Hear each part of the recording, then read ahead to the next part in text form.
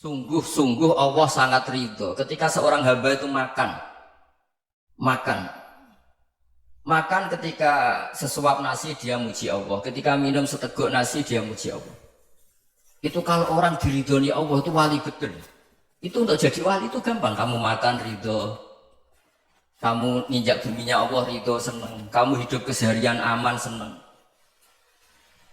Nah ini supaya sampean kita semua ngaji betapa panduan Rasulullah untuk menggapai ridho Allah itu banyak yang keseharian sekali. Saking kesehariannya banyak dalam hadis dan itu sahih. Nabi menyebut hal-hal yang keseharian. Hatta matas alu fi fimroatika. Kamu punya uang, kemudian istri kamu bisa makan, itu ibadah. Bahkan sebagian ibadah itu dicontohkan Nabi yang akhirnya diprotes sahabat. Yaitu wafi buti ahadikum sodakoh. Kamu menggauli istri kamu itu ya sodakoh. Sampai sahabat bilang yang benar ya Rasulullah. Ayati ahaduna syahwatahu wa huwa lahu ajrun. Masa urusan biologis, urusan syahwat kemudian dia dapat pahala. Nabi menjawab, alaih salawatu aha fi haramin akana alaihi wisrun. Bagaimana kalau dia meletakkan ke yang tidak benar, itu kan dosa. Nah, hal-hal seperti ini yang saya ingin teman-teman semua. Saya juga agak ingin ngaji demi Anda juga agak ingin. Itu dosa sekali ngaji kok. Pesanan kelompok tertentu itu nggak boleh. Islam itu untuk semua. Jadi ya cuma karena di depan saya jenengan ya seakan-akan jenengan korbannya. Itu ada ilmunya dalam usul fikih itu. Jadi orang harus ngaji usul fikih. Nama yang disebut, mungkin Mas Sufyan masih ingat zaman ngaji usul fikih. Nama yang disebut itu tidak jaminan sebagai prioritas perintah. Jadi misalnya gini, kebetulan yang di depan Nabi itu Abu Dzar. Nabi ya bilang, ya Abu Dzarin ini uhibbuka misalnya, atau ya Mu'ad ini uhibbuka, atau ya Abu Hurairah ini uhibbuka. Banyak riwayat yang Nabi nyebut ya Abu Dzarin, ya Mu'ad, ya Abu Hurairah. Kemudian misalnya Nabi meneruskan khitab, ini uhibbuka, saya mencintai kamu, fakul dubur sholatin, atau sebagian riwayat disebut fala tada'an la dubura kulli sholatin, Allahumma inni ala dzikrika wa syukrika wa husni ibadatik. Saya mencintai kamu, siapa saja, Mu'ad bisa, Abu Dzar bisa sahabat. Saya mencintai kamu, mohon kalau habis sholat kamu jangan lupa wiridan Allahumma inni ala dzikrika wa syukrika wa husni ibadat. Ya Allah, tolong kami permudah supaya mudah ingat Engkau. Anda tidak bisa mentang-mentang. Wong nama saya Parmen, nama saya Purnomo, itu yang diperintahkan Mu'ad. Jadi yang disebut satu, tapi khitab itu untuk siapa saja. Saya teruskan ya. Jadi saya mohon semua kita melakukan kebaikan itu kalau dalam kaidah fikih disebut al yakin la yuzalu bisyak. Banyak kebaikan yang kebenarannya itu 100%. Tidak punya efek samping ke pihak lain, ke kelompok lain, ke komunitas lain. Yaitu tadi misalnya Anda makan, dan itu murah sekali, hanya butuh satu piring. Setiap punyaan kamu muji Allah, setiap minum kamu muji Allah. Itu redaksinya Rasulullah SAW disebut, Allah sangat ridho ketika seorang hamba makan, kemudian dia memuji Allah. Atau minum, kemudian dia memuji Allah. Logikanya gampang, negara seperti ini yang kamu harapkan bentuknya kayak apa, mertua, ipar, komunitas, tetangga, itu nyata terjadi itu kan belum pasti. Sementara yang mesti terjadi adalah kamu butuh makan, kalau tidak mati.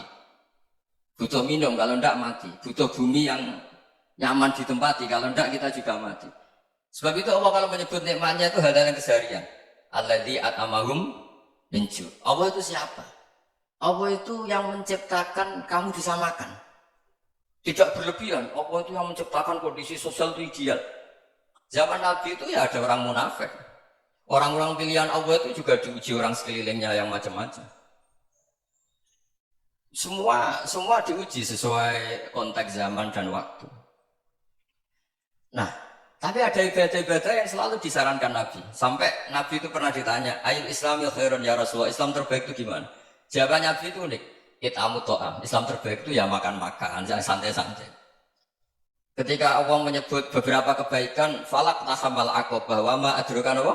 Mal aqobah. Terusannya apa? Fakku rokobah. Terusannya apa? Au it'amun fi yaumin di masubaya. Itu acara makan-makan itu juga Islam.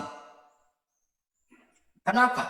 Ya bayangkan kalau tidak ada makanan, kita mati kan? Kondisi sosial tidak ideal, Anda masih gak apa-apa. Tapi kalau Anda tidak makan, Anda tidak minum, Kamu punya istri cerewet masih bisa hidup, punya mertua cerewet masih bisa hidup. Tapi kalau tidak makan bisa mati. Berarti penting mana istri sama makan? Penting mana? Makan. Semoga istri Anda dengar. Nanti kamu disuruh makan tapi pulang deh. Itu kalau dibahasakan makan masih memahami. Penting mana nasi satu piring dengan istri. Nggak ada nasi mati, nggak ada istri belum mati. Penting mana? Ya, gak berani jawab kan? Nah, ternyata Anda ada garang kan di depan istri. Jadi saya mohonlah, mungkin Mas Sufyan Sauri tadi yang bisa bantulah teman-teman tuh ngaji yang keseharian saja. Karena kita nyari ridho Allah itu berdasar firman Allah. Dan firman Allah itu menyebut keseharian tuh riang, gampang.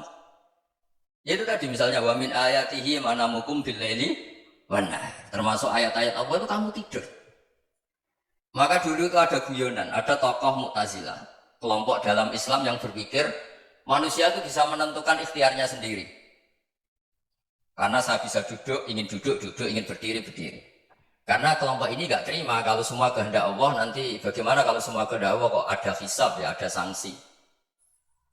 Lucunya itu, dia akhirnya, ini cerita ya, mencintai seorang perempuan, cantik sekali. Dan itu dia menjadi ahli sunnah itu oleh hal-hal yang sepele. Karena istrinya cantik, ya namanya suami istri hubungan intim. Terus ditanya, Mas, masih ingin lagi? Masih. Silahkan diulang lagi. Wah ya tidak bisa. Katanya manusia bisa menentukan yang diinginkan. Itu tobat itu. Itu nggak bisa ditobatkan Mas Sufyan Sauri. Orang cantik yang mudah nobatkan orang itu orang cantik. Segampang itu. Akhirnya kita tahu, makanya kalau dalam kitab Hikam itu disebut al-aqil mayakul madza yaf'alu wa hubi wal ghafil mayakul madza af'al. Orang yang punya akal karena sadar ini wilayah Allah, semua milik Tuhan. Itu dia tiap hari berpikir, besok Allah akan melakukan apa terhadap dunia ini.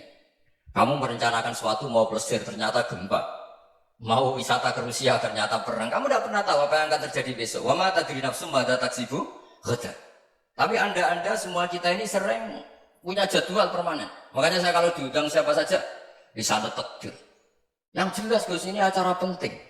Ya masih acara penting nak pangeran ngersakno apa piye? Kowe ape dadi pangeran, kamu kok mau jadi Tuhan? Itu kadang ya kiai. Penting Gus acara ini jenengan harus memastikan bisa. Loh kamu itu yang ngajarin tauhid, sesuatu itu biadillah kok bilang-bilang apa pasti. Kalau saya terus tak tobatkan kamu kata saya. Ya kalau gitu Gus bilang insya Allah. Wah itu hati saya, fisik saya, roh saya sudah bilang insya Allah. Tidak usah kamu latih kata saya. Nah hal-hal tauhid keseharian itu gampang sebetulnya. Wal ghafil yaqulu madza af'al. Tapi orang yang lupa Allah dia setiap hari bilang besok apa? Kita bisa melakukan apa? Seakan-akan dia itu aktor, dia penting, dia subjek permanen, dia. Padahal kita ini hanya objek kehendak Allah Subhanahu wa taala. Karena kita yakin sesuatu yang terjadi di alam raya ini kita tidak bisa apa-apa. Makanya saya sering ngaji, sering bilang saya, ketika Anda mensifati Allah, Dia yang menghidupkan. Sudah itu tanamkan sehingga ketika kita mati santai saja. Kenapa santai? Allah punya cara menghidupkan kita. Zaman kita hidup juga gak tahu caranya ngelola jantung, ngelola paru-paru. Kamu juga gak tahu ngelola oksigen yang tidak beracun, tidak mengandung polusi. Tahu-tahu hidup. Gak ingin tua ya tahu-tahu tua, gak ingin mati tahu-tahu mati. Selama ini kita hidup juga agak tahu apa sebetulnya. Hanya gaya tok, punya jadwal, punya planning.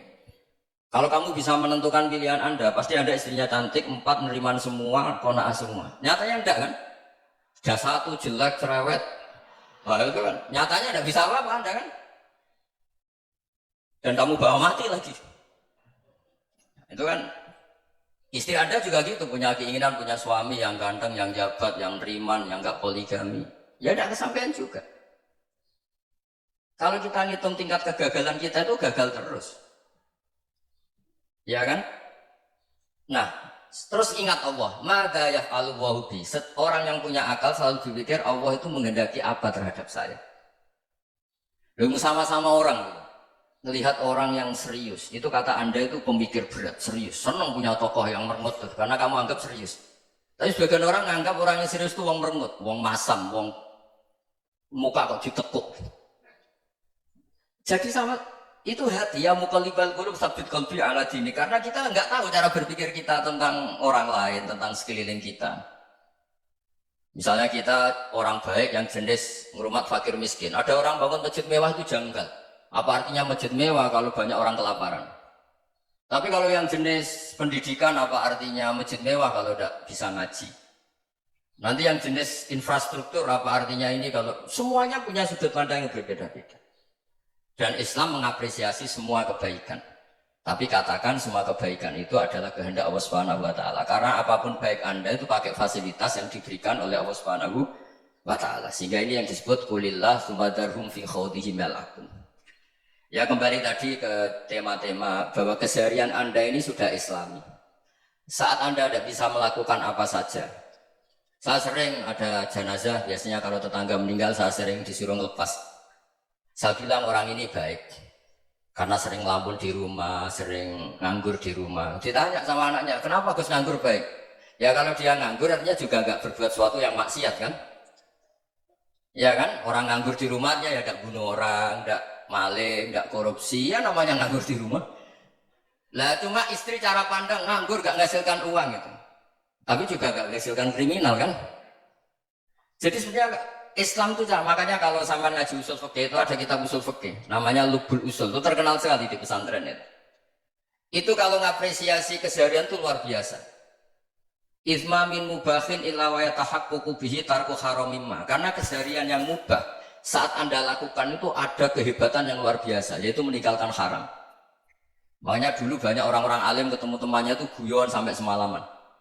Itu dia yang semangat Islam itu, kiai kok tidak tahajud, kiai kok tidak witir. Orang yang sedang mapan uangnya banyak, malam itu tidak kelayaban itu sudah luar biasa. Melawan nafsu supaya tidak maksiat itu sudah luar biasa. Supaya lupa guyon sama temannya semalaman sampai subuh. Gejlok-gejlokan kenang zaman miskin, zaman kuliah nggak jelas, zaman apa. Melihatnya jangan takut tahajud. Seperti ini meninggalkan tahajud, tapi meninggalnya ini talqul muharramat. Jadi kayak apa hebatnya? Sehingga Imam Ghazali punya riwayat yang agak unik. Hatta takuna ibadatu akhiri hadil ummah iku an-naum. Sehingga suatu saat ibadah terbaik umat ini itu tidur. Itu kan riwayat kontroversi. Ketika Imam Ghazali tanya, kenapa iya? Kenapa kamu mulai keluar dari rumah itu sudah banyak maksiat? Melihat perempuan yang enggak mahram, melihat fenomena. Tapi kalau kamu tidur itu enggak melihat apa. Tapi juga kamu jangan menganggap tidur itu ibadah betul. Saatnya melakukan fardhu ain malah masih tidur. Tapi itu sudut pandang menjadikan kita Islam itu gampang. Jadi saat Anda tidak bisa aktivitas apa-apa, misalnya ada beberapa orang yang lumpuh. Lumpuh itu memang nggak bisa Jumatan, nggak bisa ibadah, tapi dia juga nggak bisa maksiat. Tidur itu memang Anda saat itu udah bisa tahajud, udah bisa witir, tapi saat itu ada zina, ada maling, ada gosipkan orang, ada bully orang, ada menanamkan kebencian, ada hasud. Sehingga tidur menurut Allah Ta'ala wa min ayatihi manamukum billaili apa? Menahar. Karena di tidur itu selain ada unsur istirahat, jaga kestamina, juga ada unsur meninggalkan beberapa keburukan.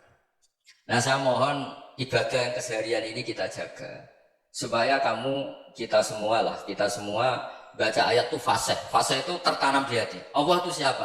Alladzi at'amahum min ju'i wa amanahum min khauf. Dan Allah kalau cerita di Quran itu anna subabnal ma'a subba thumma syaqaqnal ardha wa syaqqa fa'ambatna fiha habba wa inaba wa qadba wa zaituna wa nakhla wa hada'iqa ghulba. Kamu tahu saya ini siapa, kata Allah?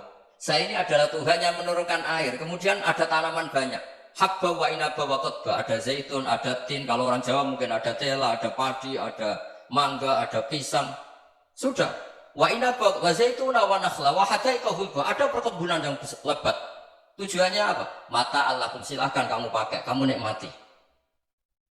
Tapi karena kadang kita ini punya ide-ide besar. Tadi untuk syukur saja nunggu punya istri riman, rumah baik, tetangga baik, komunitas baik, semuanya baik baru syukur. Lama-lama nanti ada di surga, syukurnya nunggu surga paling kelas A. Itu sudah ada yang menghuni Rasulullah, kamu nggak boleh di situ. Masa untuk syukur saja? Repotnya Masya Allah. Jadi mohonlah Quran yang kalau Anda hafalkan juz sama itu kan ada ayat-ayat yang kayak tadi. Ya, fal yang dzuril insanu ila ta'ami. Coba lihat. Apa yang kamu makan ya? Dari mana? Dan untuk mempertahankan hidup kamu keseharian. Jadi jangan kira ibadah itu harus membentuk komunitas yang versi Anda. Ibadah itu harus yang hal yang mulu-mulu. Kesehariannya Anda alami. Loh ini saya tidak bikin-bikin. Saya ngaji bukan karena berdasar pesanan. Itu ayat yang saya bacakan betul ada ayatnya kan. Fal yang dzuril insanu ila tu'ami. Anna soba benal ma'a soba. Thumma syaqaqnal ardo syaqqa. Fa'ambasna fiya habba wa inabau wa qadba. Wa zaitunaw wa nakhla wa hada'iqa khulba. Terus saya apa? Mata'al lakum. Silahkan kamu nikmati. Mata itu silahkan kamu nikmati. Ya kayak sampai dikasih hidangan ya makan. Ya udah makan. Habis makan ya minum. Habis itu ngantuk ya tidur. Ya sudah normal-normal saja. Kayak apa indahnya Islam. Tapi Anda mencari Islam yang gimana lagi? Nah itu yang diajarkan guru-guru kita, diajarkan sanad kita sampai Wali Songo, sampai Rasulullah SAW. Bahwa pada akhirnya ada jihad, ada perang. Itu dulu memang perang, bukan membunuh. Beda. Dulu kita dijajah Belanda ya perang, dan itu normal karena kita dijajah. Jadi ketika orang lain ingin baik sama kita, wa in ahadum minal musyrikin astajaruka ya fajiru hatta yasma'a kalam Allah. Kalau mereka ingin baik ya kita baik. Makanya ada istilah musta'man, mu'ahad. Kalau mereka ingin damai, berdampingan dengan kemajmukan ya itu yang lebih baik. Karena memang Islam menghormati proses perdamaian. Wa in janahu nawal isalmi ya fajnah lah. Kalau ingin damai ya kita harus